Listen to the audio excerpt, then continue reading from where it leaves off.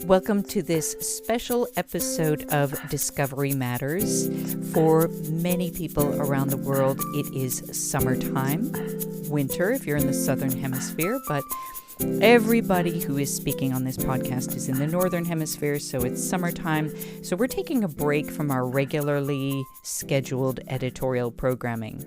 And this show is going to be an homage to another favorite podcast, because in order to create a podcast, you have to be a podcast fan. And Connor, am I right? You and I love the podcast No Such Thing as a Fish. There is no such thing as a fish, and it is an amazing podcast. And if you haven't listened to it, you totally should. Right.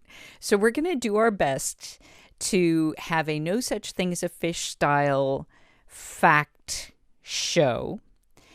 And because we needed somebody clever and wonderful, we brought our very own colleague, Kaycee Palumbo, to join us. Kaycee? Hello, very excited to be here. And I am as well a huge podcast fan, not only in science, but also financial and crime. So I think they're excellent. Just happy to be a part of this conversation. Kaycee, I hope that your facts are going to be scientific crime facts today. Okay, we'll try. Right. Game on. Game on. Let's go. The first fact we're going to throw right to you, Connor McKechnie. What is your fact? The amazing fact that I've discovered this week is that scientists have revived a 32,000-year-old plant straight out of the Pleistocene. So they have resurrected and grown from 32,000-year-old seeds, and this beats the previous record holder by, guess how many years? Oof. 100. 1,000. 30,000 years. So in 2007, a team of scientists from Russia and Hungary in the US, they recovered some seeds that were frozen, and they were Silene stenophylia seeds, I believe, and they were looking at some ancient ground squirrel hibernation burrows. And they'd found these frozen seeds in ice deposits in northeastern Siberia. And by using carbon dating, they found that the age of the seeds was between 20,000 and 40,000 years old. And they only went and growed them. Amazing. So they successfully revived one of those seeds, and they made a flowering plant from 32,000 years ago fruit. Well, along the lines of Earth's early life, I read something about, do you know what cenotes are in Mexico? These pools? They're gorgeous. They're fantastic. If you ever make it to Mexico, go swimming in the cenotes. They're fantastic for tourists, but they're also a rich place for scientists to go discovering ecosystems from hundreds of thousands of years ago from the Earth. So I'll tell you specifically. So there's a scientist, Valeria Sousa Saldivar, who is studying the landscape in Mexico in a place called Cuatro Cienegas, means four marshes. And this is one of the most biodiverse places on the planet. But they discovered traces from hunter-gatherers that date back to 2275 BC. So that's a long time ago. And they're still able to track biodiversity. So they're discovering species of snails, fish, turtles, and plants from way back when. Wow. Old. Yeah. So they're digging around in the sediment at the bottom of the pool. Yeah. Amazing. Here it says, based on the water chemistry low in phosphorus, iron, and nitrogen, and the presence of living stromatolites, they were able to recreate the marine conditions found worldwide millions of years ago. Insanely cool. Insanely cool. Kaycee, do you have anything ancient to riff on Connor's first fact? Trying to find something fascinating. But instead of going from history, what we could do is go to putting things in context with kind of the galaxy if we kind of tie things together. Cool. Did you know that the smallest, so going kind of from the water to the world, the smallest known viruses are called circoviruses, and they are only 20 nanometers, which is extremely tiny. So kind of going back to your micro organisms here in your water. So the viral genome that many of us are hearing about quite a bit today is 1,700 nucleotides in length, and it codes 2 proteins. So that, as an example, the HIV genome has 10,000 nucleotides long, and if you put that number in perspective, there are 1,011 stars in the Milky Way, and in the universe there are 1080, so 1,080 protons. So tying it back to these little tiny circoviruses that are 20 nanometers, it's pretty amazing the length of the nucleotides. So we cannot see any of that with our naked eye. No. And are you saying circle or circo? Circo, CIRCO. So how Okay. much smaller than like your normal everyday hanging around in the air virus that's doing our head in at the moment size are we? What's the scale here? I mean, is it like a teeny weeny virus? Yes. Yeah. What we've heard is it's 0.00002 millimeters in diameter. So that's the teeny tiniest. So now as we're reading about, Corona, COVID-19 and how it could be aerosol in nature, when you think about the other types of viruses that are out there, they're exceedingly tiny. So it's just interesting to note how small some of the things that we're researching are. Does it count as an organism, a virus? I think it does, doesn't it? Viruses are actually not alive. They are inanimate, complex organic matter.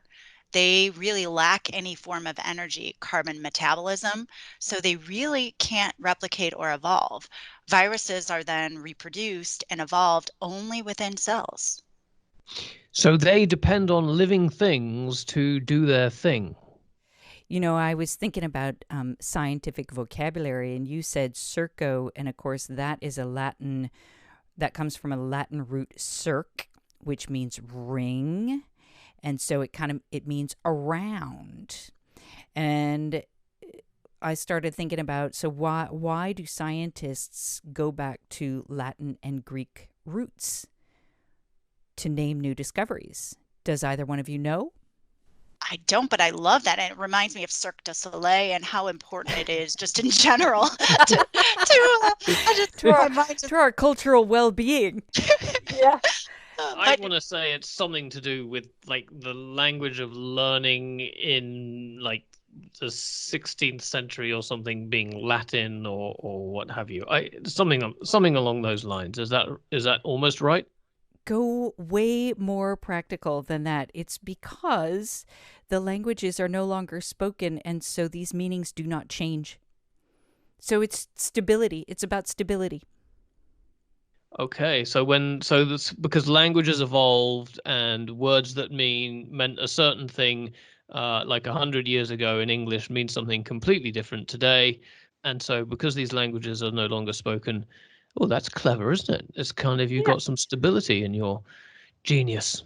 And in fact, Conor, it gives us a chance to tell the audience what Cytiva means, because that has a lot to do with why we named our company Cytiva. It does. And as we all know, cyto is the Greek for cell. And then eva is kind of a Latin suffix, which connotes life, but also denotes capability and knowledge and understanding. So it's kind of knowledge and understanding and capability with cells, which is what, predominantly our customers have.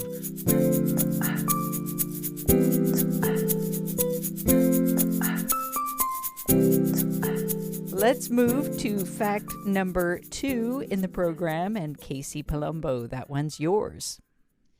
Excellent. So my fact is that the scientists at the J. Craig Venter Center, or JCVI, they actually created a living cell with a synthetic genome that was made from scratch in 2010. It was actually modeled after a living organism, and many of you may have heard of this, but it's the first living cell in how long? Let's guess. That was made without having a living parent. We must be talking like billions of years. Oh, you're right. Yes. Yeah. 3.5 billion years. And it cost just a mere $40 million to build. Well, I mean, you do the math on that. $40 million after over 3.2 billion years. Yeah. That's not very much spent. Can we know more about the 3.2 billion years ago? How was it done then? What did labs look like then? 3.5 billion. I think we're back at the ponds, right? Replicating on their own.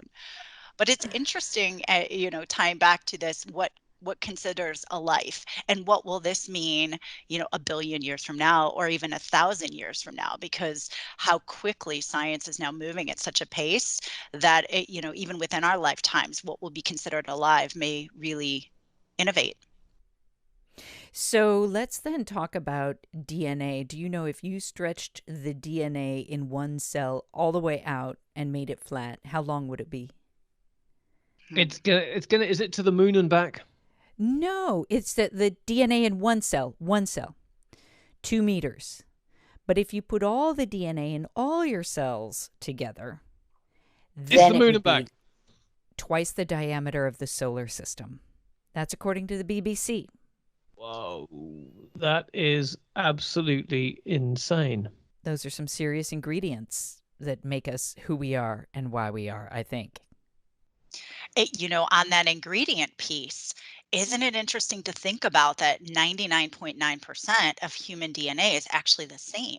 And it's really the 0.1% that codes for all the differences that make each of us unique.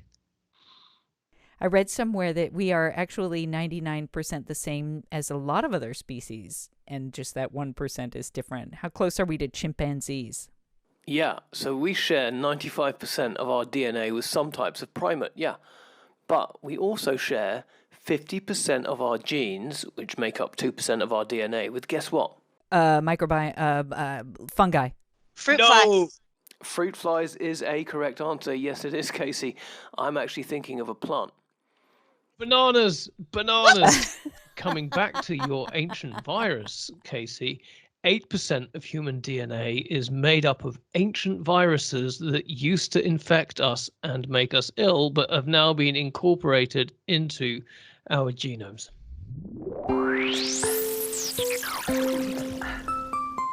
All right, let's move to our third fact, and so that is mine, and I think you're going to like this.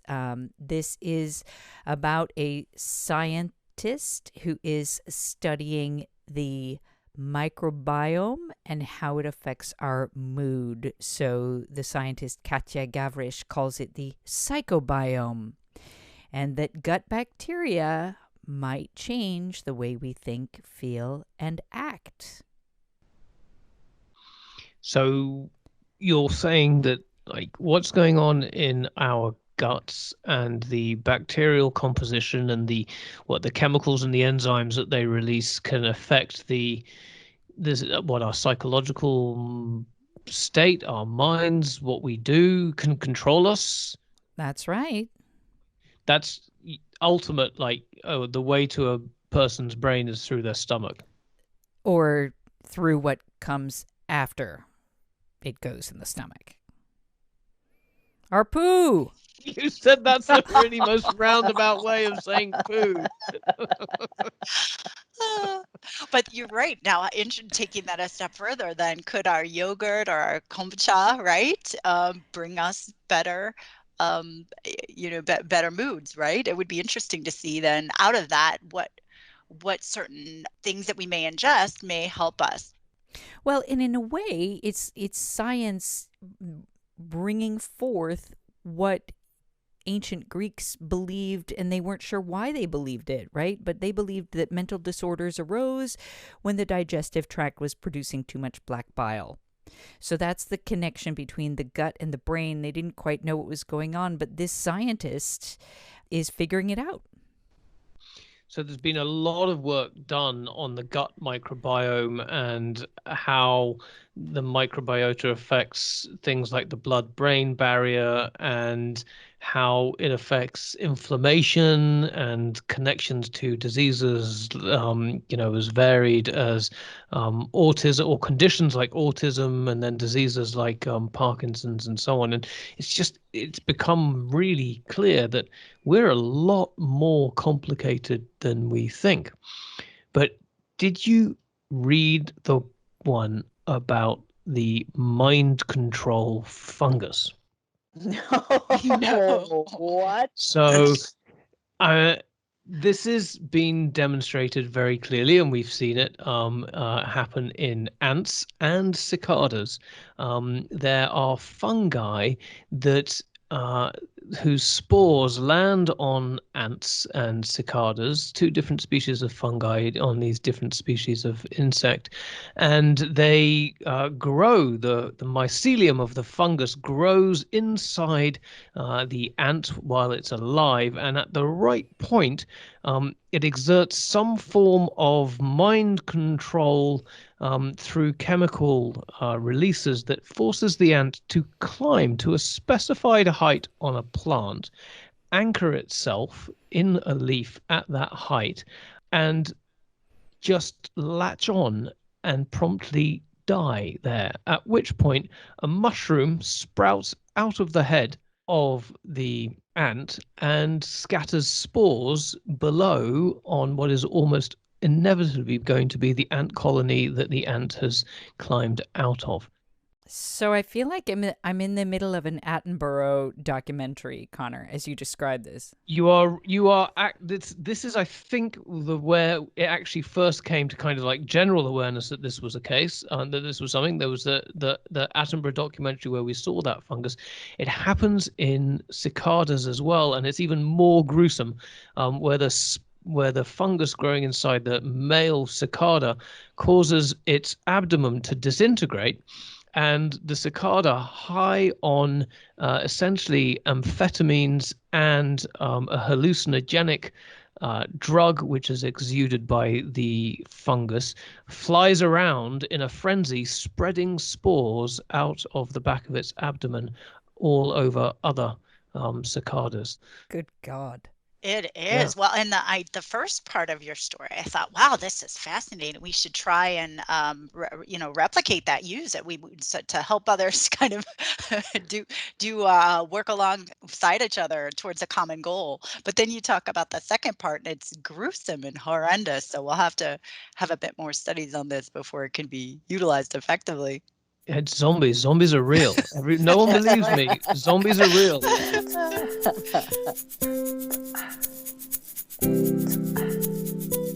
So, Dodi, no science is good without references, and if the audience want to go and see the references for the facts that we've ridiculously compiled in this podcast, they can go to cytiva.com/podcast, and where you can look at them all. You can reach us at dodi.axelson@cytiva.com.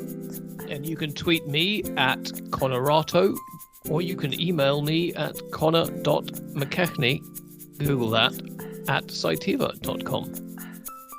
And I'm Kaycee Palumbo at kaycee.palumbo@cytiva.com. Well, okay, thank you both for your facts, and I'd like to invite our listeners to contribute their facts when they give us a rating on any of the podcast apps that they are listening to us. Thanks, everybody, for listening.